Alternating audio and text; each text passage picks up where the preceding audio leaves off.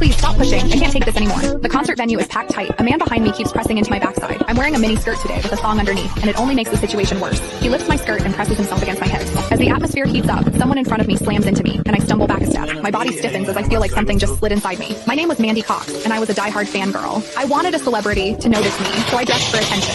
I wore heavy makeup and made sure nothing about me went unnoticed. My low-cut top revealed a wide stretch of skin, and my chest bounced with every step. I paired it with a mini skirt that barely covered my thighs and sexy white stockings which hugged my legs. But when I arrived, reality hit.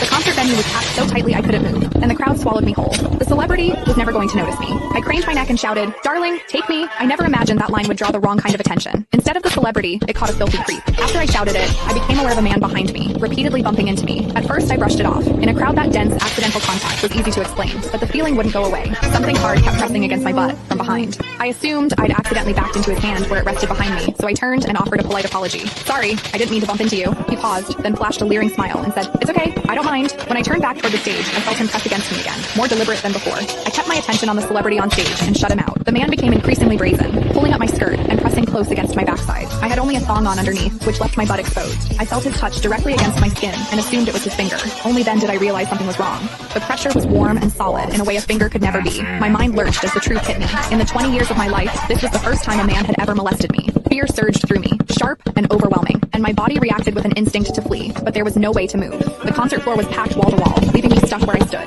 I drew myself tight, bracing as if tension alone could keep the fear out. As I did, my hips closed around the man's so-called finger, trapping it between my cheeks. An unfamiliar sensation followed, and warmth rose to my face. What confused me was that I didn't recoil from it. There was a muted comfort to it, and against my will, it sparked a faint sense of expectation. The man behind me seemed to take it as a signal. He moved in closer, repeating the motion until the intrusion was unmistakable. I had lived a sheltered life as a college student, and now I was being toyed with by a stranger while surrounded by people. Shame surged within me without warning. I felt the urge to sob, but my throat closed, and my voice deserted me. Worse still, the pressure forced my thong inward and sent a restless, prickling discomfort through my body that wouldn't fade. A quiet, involuntary sound escaped me, and the embarrassment followed instantly. I gathered myself and strained to suppress it, holding it down until my throat tightened. The blaring music and the screams around me drowned everything out. With every eye fixed on the stage, no one was aware of what was happening to me. At the same time, the intensity continued to rise, touching something deep inside me. I bit down on my lip as cold sweat traced my spine. My awareness was tipping back and forth between humiliation and a pleasure I couldn't bring myself to name. I knew I couldn't take it anymore if it continued, so I turned sharply to face the man behind me.